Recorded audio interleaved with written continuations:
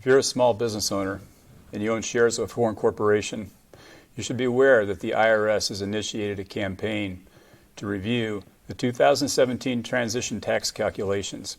In this episode, we'll talk about what is the transition tax, how does it impact small business, what is the IRS doing, and what you should do now. Welcome to this episode of Taking Shelter. I'm your host, Peter Paulson.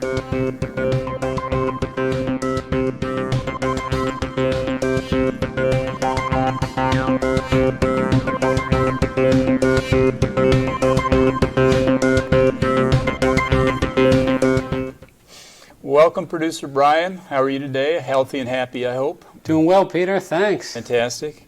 We're going to do a little play acting today. We're going to pretend that you're the owner of all of the shares of a foreign corporation, any country you want. And you've owned those shares since the start of 2008, and the company's earned $10,000 a year. And so by the end of 2017, you had $100,000 of earnings in that company that you haven't distributed or otherwise personally used. And those earnings have not to date been subject to U.S. tax.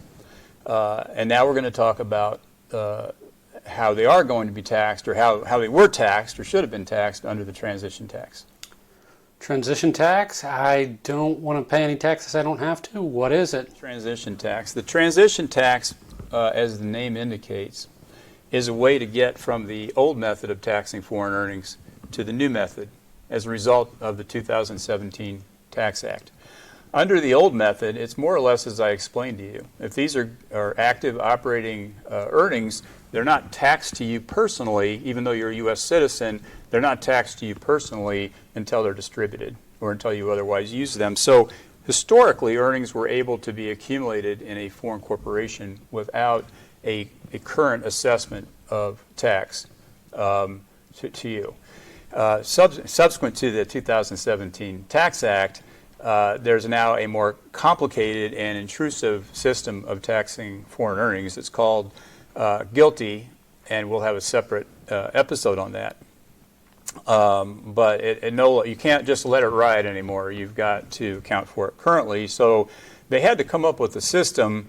Remember, Congress writes the rules, not the IRS, but Congress came up with a system to avoid a parallel path of having to deal with new earnings and at the same time dealing with the old earnings. And the way they did that is that they required you as the shareholder to include all the old earnings in your taxable income in 2017. I'm talking in generalities. There are different ways that you would have to include it, in some cases in 2018. But generally, for most companies and individuals, we're talking about a 2017 income inclusion. Ouch. The news is not all bad. You have to pick up the earnings. That's the bad part of it, is you have to pick up the earnings. The offsetting positive aspect is that Congress provided an incentive tax rate. And in some cases, you can use foreign tax credits if you paid foreign taxes to offset the U.S. tax. The other benefit was that they provided you a period of time over which to pay the tax, because the cash is still in the company, but they provided you an extended period to pay the tax. So 8 years, generally you had 8 years if you elected those installments, and in some cases you've got longer than 8 years. So you have a lower tax rate, you have a longer period of time to pay it, and on top of that, once you have accounted for these earnings in your U.S. tax return, then you can take the earnings out of the company without any further U.S. tax. There might be some foreign withholding taxes to account for, but generally at that point in time, you can bring the earnings out. You can access whatever cash is in the company to help pay this tax bill. So the IRS, they're launching this campaign. So it's a message to small business owners. What are they trying to tell these small business owners? What do I need to know? What should other small business owners know? Yeah, so how does this affect small business? It's a really good question, because I think that the context of how it affects small business kind of explains some of the IRS's approach today. And I will say the impact on small businesses was pretty tough. And the way first of all, they said in the regulations that up to $100,000 taxpayers could be impacted by this. There are maybe 4,000 big taxpayers, public companies with tax departments, other big companies that had the resources to be able to do this, extraordinary effort. But for the balance, which were small businesses, smaller businesses, they had to deal with this very quickly because the law was passed in 2017 and then tax returns were due in 2018. And it was quite an effort. And the IRS actually put out a series of Q&A. They put out notices. They ultimately issued regulations. They came out with an IRS publication, and there was an extraordinary amount of guidance issued. And in fact, with respect to the big companies, the SEC issued a rule that says, effectively, we know you don't have the time to sort all this out in the first quarter of the year when you really should sort it all out.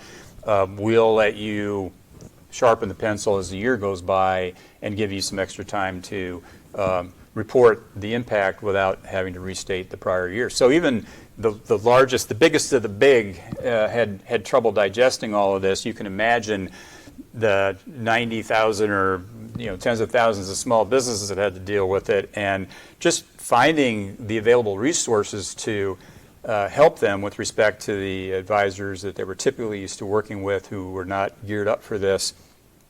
It was an extraordinary challenge. And in fact, the IRS got sued a few times, not the IRS, but the government got several lawsuits lobbed at them, one of which was filed by an individual in Israel, Monte Silver. Monte's a champion of the small business people, particularly the ones Americans living abroad. And he filed a suit. Monte's an individual who has an Israeli company, lives in Israel, has an Israeli company that provides law services. And he basically filed a suit that says the government should have done a better job of helping small business people understand these rules or giving them some safe harbors or some kind of extension of time. And the interesting, and he crowdfunded that initial effort, which is like the ultimate small business thing to do. And he filed all this paperwork with the government, and the government comes back and says, well, the big problem, Monte, is you're not a small business, which Monte's company has one employee, Monte. So he's the smallest of small businesses, but the IRS, or the government says, no, Monte, you're not a small business, because small business for this purpose is defined by SBA standards, which is essentially we're looking out for small businesses that have U.S. employees and U.S. activities, and you don't meet that standard. So and we think generally the U.S. small businesses don't have the resources, they don't have the sophistication to be doing a lot of business overseas, so therefore we don't really feel like this kind of relief or additional guidance, is necessary. So small businesses got, I would say, because I've seen a lot of the calculations, they just didn't have enough time to do what they needed to do. So what is the IRS doing? The IRS has, as some period of time ago, indicated they were making a campaign out of this. They have these formal campaigns, which sounds like a crusade. And that they also feel like a lot of businesses didn't have enough time, might not have put the rigor into it, and so they have sent a letter that I've seen. The letter I've seen is a 2-page form letter that says, hey, you might have been subject to, or you were subject to the transition tax, and we want to effectively give you a do-over. We'd like you to look back at your calculations. If you feel like they need to be tuned up, go ahead and file an amended return, reference this letter. We'll put it, when we get it, we'll put it over here, and then depending on how many resources we have, we'll figure out if we get to that pile or we go after the ones that didn't submit, or maybe we have a naughty list already. I don't know. I think it's a very smart thing they're doing because, number one, Monte Silver and his noble effort, and they've really, I think, hopefully got the idea that small businesses just really didn't have enough time and guidance to be able to digest all this initially, so maybe they're letting them kind of tune it up, give them a second chance. But also keep in mind that the government said up to 100,000 taxpayers were affected by this, and the IRS only has like 86,000 employees, and not all of those are auditors. So I think they're constrained to try to get around and look at a lot of these calculations, and therefore hopeful that companies will go back, now look at all the guidance that's been issued, and look back at their calculation and figure out whether they've done a sufficient job of it or whether they need to true it up.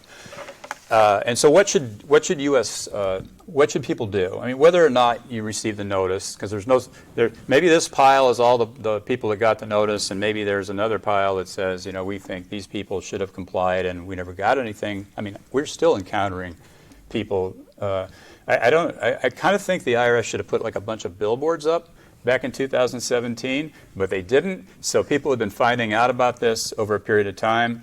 And again, a lot of the advisors just weren't savvy to the international scene, and now everybody's smarter now, and the IRS is giving them another shot. And I think there are, I don't like top 10 lists. I put together a list of the 9 items that I think people should look at if they were to look back at their calculations. So the first thing is what years to include. A lot of people, when they did this calculation, just took the retained earnings off the financial statements and said, it's every year's income. That's not necessarily true. It's every year's income when it met a certain definition to be includable. So I had one client, I was helping another firm who had a woman from Mexico moved to the U.S. in 2015, and she had this company she's had forever, and it had a lot of earnings that were potentially subject to transition tax, except that it was only in the last 2 years that she was in the U.S. So we were able to disregard all those prior earnings and not include them in the transition tax. When she takes the distribution, they'll be taxable, but they weren't subject to the transition tax. I think when you have multiple companies, so the way that it works is, Brian, if you had 5 companies, if you have 10 companies, it's an aggregation thing. And if you have some companies that have positive earnings and some companies that have negative earnings, you get to squish them all together, and you get to consider credits, paid by other companies to offset income of other companies. And so that's a somewhat complicated calculation. So the third item I would look at is how to determine the earnings of the company. Again, a lot of people just start with prior years, 5471 reporting form, international reporting form, or the financial statements. And we had a company just recently that they, under their local laws, are allowed to revalue their assets. And when they revalue their assets, they step up the basis of the assets on the debit side, and on the credit side, they put it all into earnings. And those are not valid earnings for U.S. tax purposes, so we were able to exclude all of that step up from being subject to the transition tax because of the difference between local rules and U.S. tax rules. Year ends, a little bit dicey. You get a worse answer if you have a fiscal year, non-calendar year end, but that's not necessarily the year you're going to use for U.S. tax purposes. So a lot of companies in Maryland, a lot of people from India that have India service centers, India R&D centers, and India generally uses a March 31st year end. But if you're a U.S.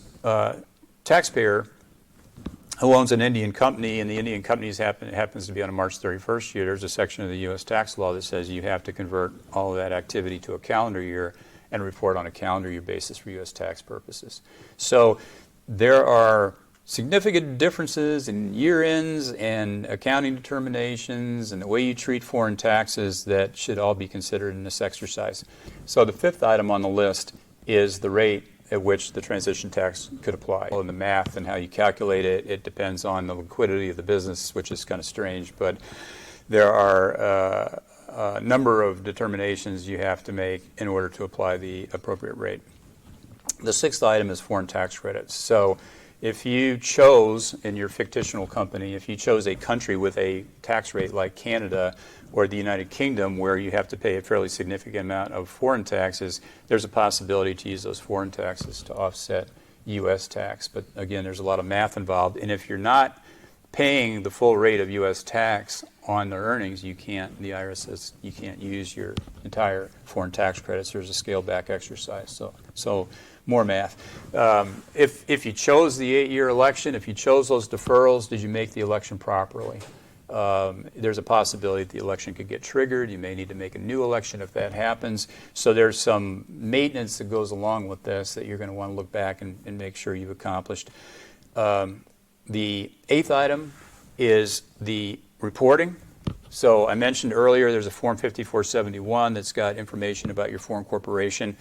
Because this came out so late, the IRS ultimately came out with a form called 965 in which you have to show all your math. But that form wasn't required until 2018. So what happened, this was awkward for a number of companies because they tried hard to get all of the calculations done in 2018 with not, entirely all the information or effort that they would have liked to put into it because of the timing of everything. And then for the 2018 return, which was like a year later, then the IRS go, okay, show us all your math. And that became kind of like a real challenge. And it might be why it might be that the IRS is looking for that Form 965 and trying to understand why is this, maybe a little bit different, or somebody had to make it fit, and that was a challenge as well. And then the ninth item, if you've made distributions from the company subsequent to the inclusion of the transition tax income, have you properly treated those as non-taxable distributions? So again, take the benefits as well as the detriments in this, and you might find that as a result of this review, you actually may come out ahead. And that's okay too, because again, the exercise is really just to try to tune up the calculation and ultimately convince the IRS that you've done a sufficient amount of diligence and followed the math well enough. That's not an exclusive list of items to look at. There's a lot of detail here. I think we've made the point. So make sure you get qualified help. We do hope this has been helpful. Tune in for the next episode of Taking Shelter. Thank you. I'm Peter Paulson.